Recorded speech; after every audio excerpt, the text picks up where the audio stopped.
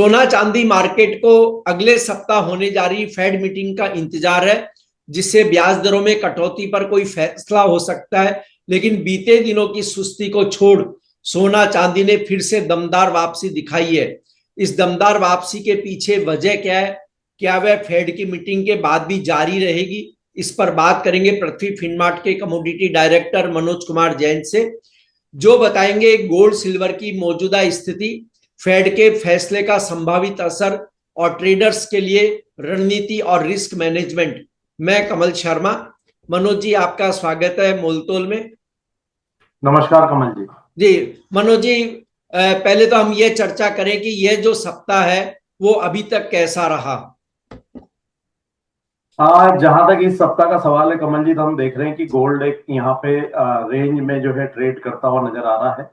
एक अच्छी बढ़त के बाद गोल्ड में थोड़ा पॉज देखने को मिल रहा है, क्योंकि पिछले सप्ताह हमने देखा था कि जब जो यूएस के जॉब के डेटा आए थे उसके बाद सोने और चांदी में एक अच्छी बढ़त देखने को मिली थी। लेकिन सोना इस सप्ताह यहाँ पे उस बढ़त के बाद थोड़ा विराम लेता हुआ नजर आ रहा है। वहीं अगर चांदी की बात करें तो यहाँ पे जो औद्योगिक धातुएं हैं उनमें अच्छी बढ़त देखने को मिली, उसका सपोर्ट यहाँ पे चांदी की कीमतों पर मिलता हुआ नजर आ रहा है। दूसरा, इस सप्ताह जो यूएस के जो इकोनॉमिक आंकड़े आए हैं वह भी यहाँ पे यह चीज को पुख्ता करते हुए नजर आए हैं कि जो सितंबर की पॉलिसी मीटिंग है यूएस फेड की अगले सप्ताह, वहां पे ब्याज दरों में अब कटौती काफी हद तक संभावित है। और उसके चलते यहाँ पे जो हम देख रहे हैं कि चांदी में ज्यादा मजबूती देखने को मिली है इस सप्ताह सोने के मुकाबले। कमल जी। जी, और मनोज जी, फेड मीटिंग से पहले गोल्ड सिल्वर ने फिर से एक अपनी अच्छी दमदार वापसी दिखाई है, खासकर सिल्वर ने तो दिखाई है आज। तो यह किस और इशारा है आने वाले दिनों के लिए?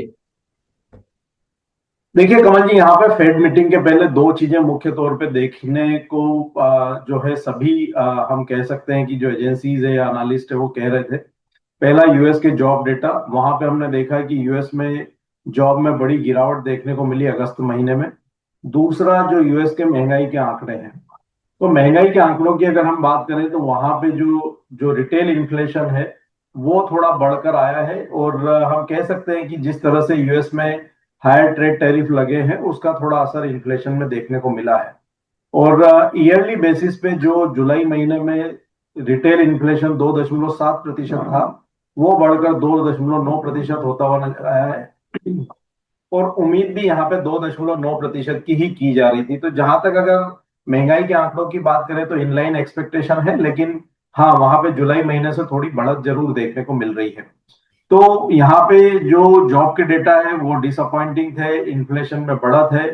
लेकिन यह जिस तरह से जॉब मार्केट में प्रेशर है तो उसके चलते अब फेड की जो मॉनेटरी पॉलिसी ईजिंग है उसकी शुरुआत सितंबर महीने की जो पॉलिसी मीटिंग अगले सप्ताह होने जा रही है वहां से हो सकती है। डॉलर हम देख रहे हैं कि ऊपरी लेवल्स पे सस्टेन नहीं हो रहा है। और एक बड़ी चीज कल देखने को मिली है कि जो 10 वर्ष के बॉन्ड की दरें हैं अमेरिका की, वो मई 2025 के बाद पहली बार कल सत्र के दरमियान 4% के नीचे फिसलती हुई नजर आई थी। जी, तो हमारा मानना है कि ये सारा जो घटनाक्रम है और जो फंडामेंटल्स है उनको देखते हुए सोने चांदी में अभी वर्तमान में कोई बड़ी गिरावट की आशंका नजर नहीं आती है।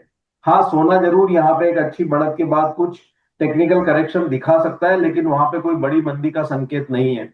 चांदी में हमारा मानना है कि इंडस्ट्रियल मेटल्स में जिस तरह से मजबूती है उसका सपोर्ट चांदी में जरूर देखने को मिलेगा। तो चांदी यहाँ पे आगे भी थोड़ा आउट परफॉर्मेंस सोने के मुकाबले दिखा सकती है। और दोनों ही जो प्रीशियस मेटल्स है अभी भी वहां पे जो ट्रेंड है वो चाहे फेड मीटिंग के पहले की बात करें या फेड मीटिंग के बाद, जी, वो एक मजबूती रह सकता है। केवल एक यहाँ पे महत्वपूर्ण चीज देखने वाली ये रहेगी कि जो फेड मीटिंग के जो आउटकम्स आएंगे उसके बाद फेड के जो चेयरमैन है वो अपनी प्रेस कॉन्फ्रेंस में आगे ब्याज दरों को लेकर के क्या संकेत देते हैं। तो उनके जो स्टेटमेंट्स हैं वो काफी मायने रखेंगे। अगर वो आगे भी यहाँ पे मॉनेटरी पॉलिसी ईजिंग की बात रखते हैं तो वो सोने और चांदी के लिए बड़ा पॉजिटिव ट्रिगर होगा।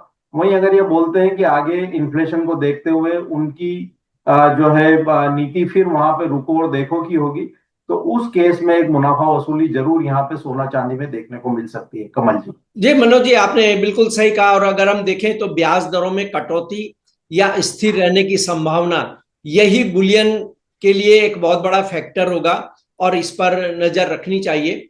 लेकिन मनोज जी, हम डॉलर इंडेक्स और बॉन्ड यील्ड की बात कर लें तो गोल्ड की कीमतों पे क्या असर होता देख रहे हैं आप?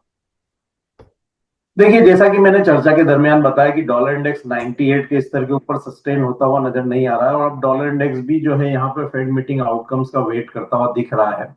अगर फेड की तरफ से यहाँ पे ब्याज दरों में आगे भी जो कटौती की संभावनाएं जताई जाती है, तो फिर डॉलर इंडेक्स में निश्चित रूप से प्रेशर देखने को मिलेगा।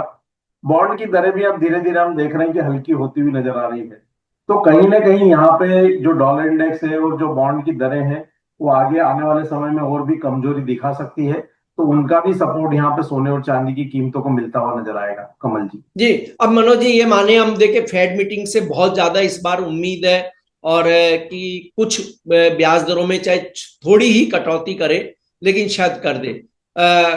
और हालांकि जो डेटा है वो अगर चेंज होते हैं तो शायद पहले की तरह ही यथावत रखें। तो फेड मीटिंग के बाद बुलियन ट्रेडर्स के लिए आपके शॉर्ट टर्म और लॉन्ग टर्म व्यू क्या होंगे? देखिए, यहाँ पे 25 बेसिस पॉइंट का रेट कट तो पूरी संभावना है कि इस पॉलिसी जी। मीटिंग में होगा। मार्केट वो डिस्काउंट करके भी चल रहा है, और मार्केट यह भी डिस्काउंट करके चल रहा है कि दिसंबर की जो पॉलिसी मीटिंग है वहां भी रेट कट के स्पष्ट संकेत इस पॉलिसी मीटिंग में आ सकते हैं। ठीक। तो अगर यहाँ पे सितंबर के साथ दिसंबर में रेट कट की संभावनाओं को अगर यहाँ से पुख्ता संकेत फेड की तरफ से मिलते हैं, तो फिर शॉर्ट टर्म में हमारा मानना है कि 3,800 से 3,850 डॉलर सोना इंटरनेशनल मार्केट में जा सकता है। उस लिहाज से भारतीय बाजारों में 1,12,000 से 1,15,000 तक के स्तर देखने को मिल सकते हैं।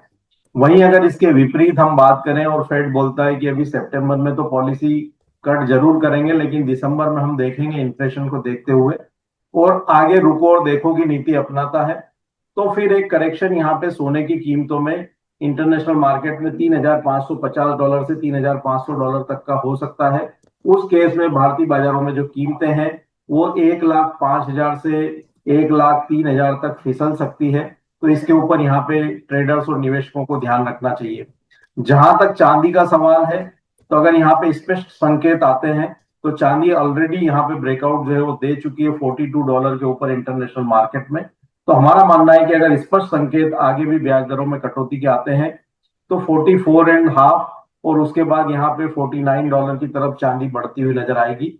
तो शॉर्ट टर्म में भारतीय बाजारों में 1,35,000 और उसके बाद यहाँ पे अब 1,50,000 के लेवल की भी संभावनाएं बढ़ती हुई नजर आ रही है। वहीं इसके विपरीत अगर रुको और देखो की रणनीति यहाँ पे फेड की तरफ से आती है, तो $39 तक एक बार इंटरनेशनल मार्केट में करेक्शन जो है वो देखने को मिल सकता है। और उस लिहाज से भारतीय बाजारों में 1,20,000 से 1,18,000 तक के जो लेवल से वो चांदी फिर एक बार टेस्ट कर सकती है। तो अगला जो सप्ताह है वो सोने और चांदी के लिए काफी अहम होगा। तो जो भी ट्रेडर्स और निवेशक है वो फेड की जो मॉनेटरी पॉलिसी के आउटकम्स है उसके ऊपर साफ तौर पर नजर रखें, और कोई भी ट्रेड बिना स्टॉप लॉस के ना लें। और शॉर्ट सेलिंग अभी भी जिस तरह से हम बोल रहे हैं कि लगातार यहाँ पे जो इनहेरेंट फंडामेंटल्स है सोने और चांदी के, वो काफी मजबूत है। तो शॉर्ट सेलिंग से दूरी बना करके रखें। किसी कारण से अगर आप शॉर्ट सेलिंग कर भी रहे हैं, तो बिना स्टॉप लॉस के कतई ना करें, कमल जी। जी, और मनोज जी ये तो आपने देखिए फेड मीटिंग के बाद की बात बताई, लेकिन फेड मीटिंग से पहले यानी दो दो तीन ट्रेडिंग सेशन बचेंगे, उसमें अगर किसी को ट्रेड करना है तो एकदम शॉर्ट टर्म में लेवल केवल कि उनको ध्यान रखें उस रेंज को गोल्ड और सिल्वर के लिए भारतीय रुपए में। भारतीय रुपए में मेरा मानना है कि 1,08,000 जो 500 के स्तर है वो एक यहाँ पे मजबूत सपोर्ट रहेंगे फेड मीटिंग के पहले। और जब तक 1,08,500 के ऊपर सोना है, तो वहां पे डिप्स में बाई की ही रणनीति बना करके चलें।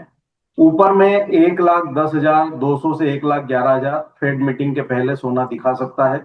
और उसी के साथ अगर चांदी की बात करें, तो यहाँ पे 1,23,500 काफी मजबूत सपोर्ट चांदी के लिए है। तो जब तक कीमतें उस स्तर के ऊपर है, यहाँ पे डिप्स में बाई की सलाह रहेगी। 1,26,000 के स्तर मिले तो चांदी में फ्रेश बाय करें। और ऊपर में 1,32,000 तक के जो टारगेट है वो यहाँ फेड मीटिंग के पहले लेकर के चल सकते हैं। जी मनोज जी, आपका कोई डिस्क्लेमर?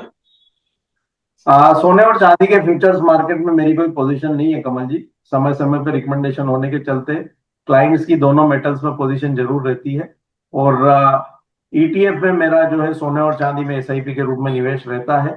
कोई भी ट्रेडर निवेशक कोई रणनीति सोने और चांदी के ट्रेड में बना रहे हैं तो अपने वित्तीय सलाहकार की सलाह से ही बना। आपका धन्यवाद, शुक्रिया मनोज जी।